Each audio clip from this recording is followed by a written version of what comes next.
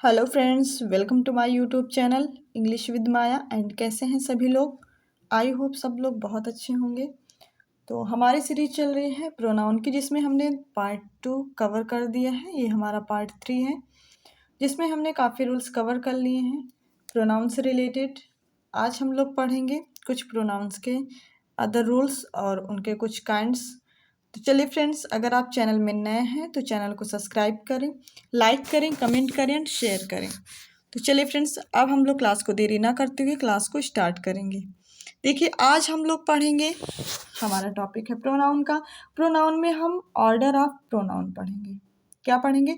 Order of pronoun. कि pronoun को हम कैसे रखते हैं, क्योंकि प्रोनाउन कैसे होते हैं, पर्सन कितने होते हैं? 3 होते हैं, फर्स्ट, सेकंड, थर्ड। तो उन पर्सनों को हम कैसे, मतलब अगर एक सेंटेंस में तीनों पर्सन आ रहे हैं तो हम कैसे उनको रखेंगे, कौन सा पहले रखा जाएगा, कौन सा बाद में रखेंगे, और कैसे सेंटेंस में रखेंगे, ये भी हम लोग देखेंगे। तो चलिए देखते हैं क्या है। The order of pronouns depends on the sentence whether it is and acquisition of praise.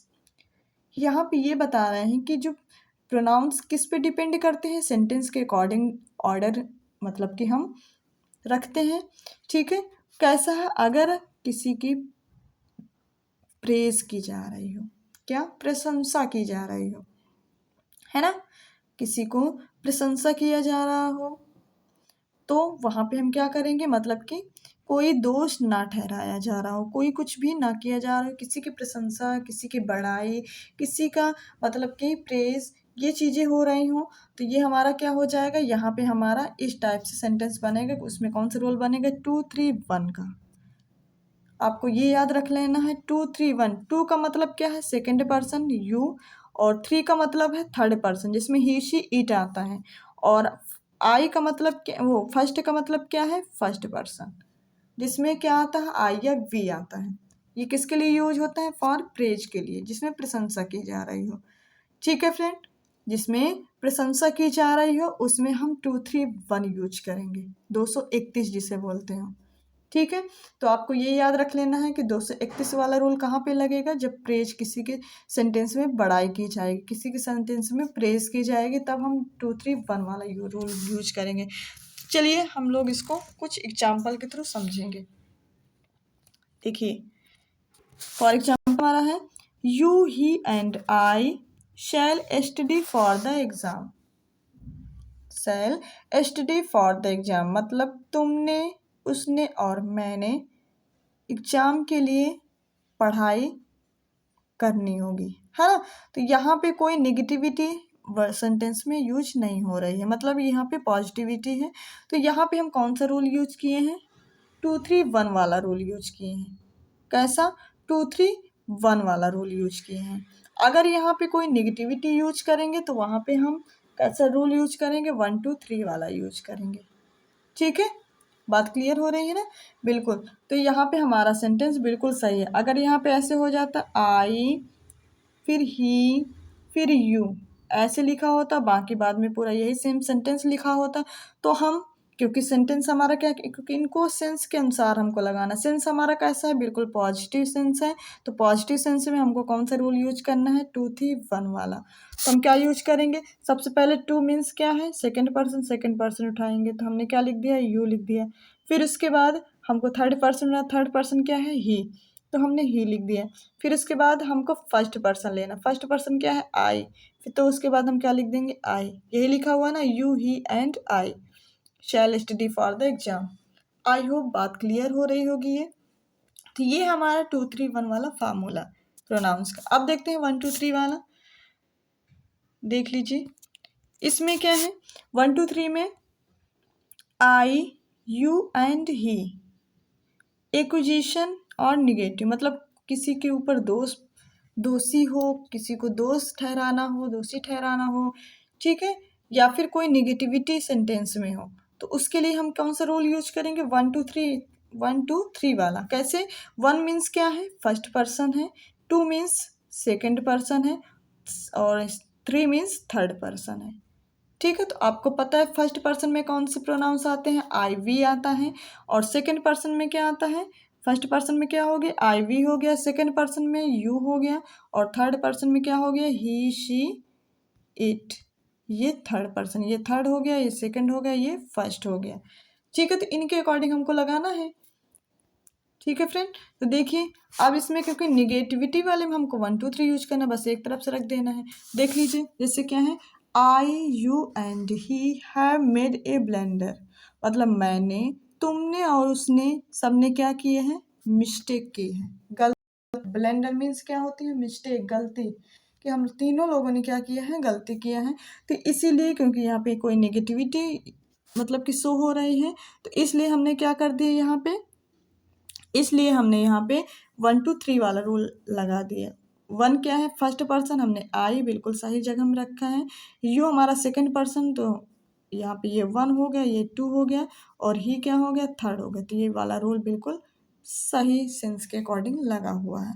अगर यहाँ पे कैसे लिखा होता है, यू ही एंड आई, ऐसे लिखा होता तो हम सबसे पहले आई को लेते, फिर यू, फिर ही। बात क्लियर हो गई ना, बिल्कुल। ठीक है, ये थे हमारे ऑर्डर ऑफ प्रोनाउन। चलिए अब हम लोग इट का यूज समझेंगे।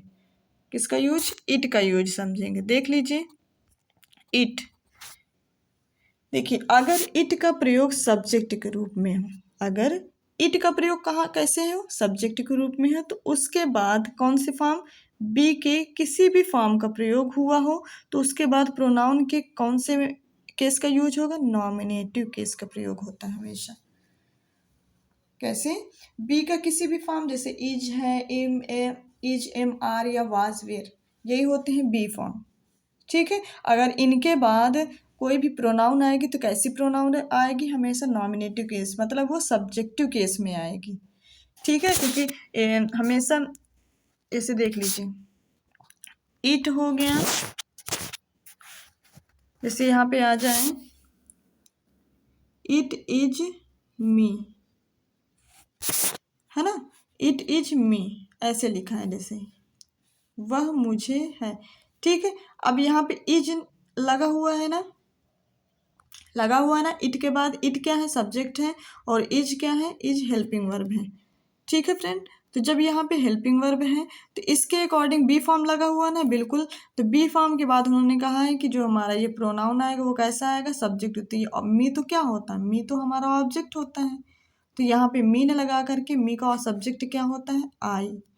तो क्या बन जाएगा, इट इज आई, क्या बन जाएगा, इट इज आई। बात क्लियर हुई ना, बिल्कुल इसी तरीके हमको लिखना है।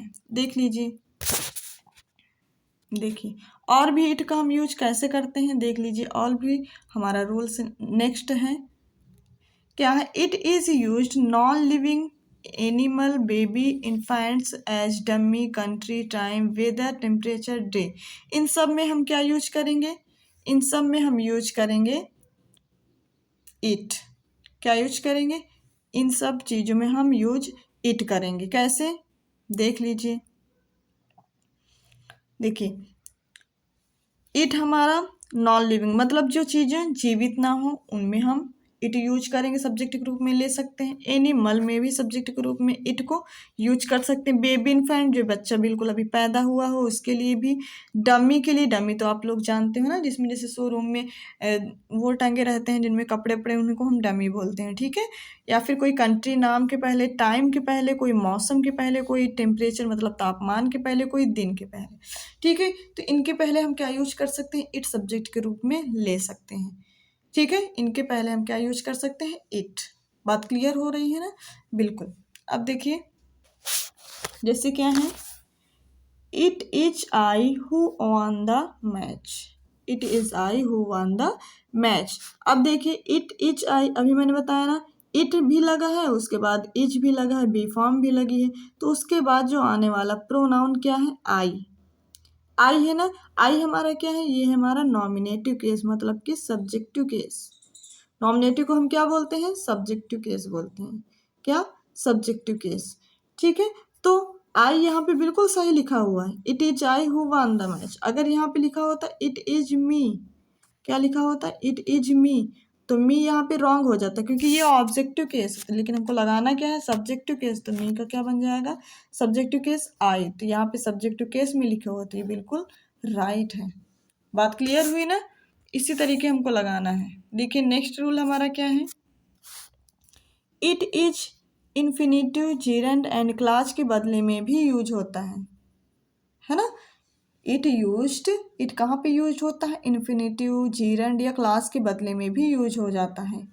ठीक है, तो देख लीजिए जैसे क्या है, it is easy to solve it. अब देखिए यहाँ पे कोई इन्फिनेटिव भी यूज हो सकता है सॉल्व के बाद, या फिर जीरेंड या फिर कोई क्लास, तो उन्होंने क्या ऐड कर दिया, सीधे इट यूज कर दिया। ठीक है, it is easy to solve it. बात क्लियर हुई ना। तो ये भी टू सॉल्व यहाँ पे क्या है, पार्टिसिपल है। ठीक है, बात क्लियर हुई ना। हाँ, अब इसी तरीके देख लीजिए फिर, और इट का प्रयोग सब्जेक्ट के रूप में नाउन डालने के लिए भी किया जाता है। इट का प्रयोग सब्जेक्ट के रूप में तो किया ही जाता है, उसके साथ नाउन या प्रोनाउन पर जोर डालने के लिए भी किया जाता है ना। देख लीजिए कैसे, फॉर एग्जाम्पल समझेंगे, इट वाज ही। अब देखिए इट भी आया है, बी फॉर्म भी आई है, वाज, उसके बाद क्या लगा हुआ है, ही, है ना। कि यह वही है, वही था, हु मेड दिस मिस्टेक, जिसने गलती की थी, है ना, जिसने गलती की थी, ये वही था। अब यहाँ पे ही क्या है, ही यहाँ पे प्रोनाउन है। ठीक है, अगर यहाँ पे हो जाता हिम, ठीक है, तो रॉन्ग हो जाता, इट वाज हिम। तो हिम नहीं होता क्योंकि हिम हमारा ऑब्जेक्टिव केस है, तो हम इसको क्या करेंगे, नॉन सब्जेक्टिव केस में बनाएंगे, तो क्या बन जाएगा, ही। अगर यहाँ पे ऐसे लिखा हो, इट हैज और हिम, तो बिल्कुल सही है क्योंकि यहाँ पे बी फॉर्म नहीं आई है। ठीक है, बात क्लियर हुई ना, यहाँ पे बी फॉर्म नहीं आई है ना। तो इसलिए हम यहाँ पे हिम सही है, ऑब्जेक्ट के रूप में बिल्कुल सही है, लेकिन यहाँ पे बी फॉर्म, यहाँ पे इज या वाज ये आया है, तो इसलिए यहाँ पे ही बिल्कुल यहाँ पे सही है क्योंकि ये सब्जेक्ट के रूप में आया है। ठीक है फ्रेंड, बात क्लियर हुई ना, बिल्कुल। अब देखते हैं, देखिए यहाँ तक हो गया ना। अब हम लोग पढ़ेंगे क्या, difference between this and it. अब हम लोग दिस और इट के मतलब कि कैसे जाने, कैसे ये डिफरेंस है एक दूसरे से, कैसे अलग हैं, ये चीज़ हम लोग देखेंगे, ये चीज़ हम लोग पढ़ेंगे। देखिए कैसे अलग हैं, तो देख लेते हैं हम लोग। देखिए दिस का प्रयोग किसी व्यक्ति वस्तु के नाम, पहचान, समीपता आदि का बोध कराने के लिए होता है, ना कि इट का, है ना।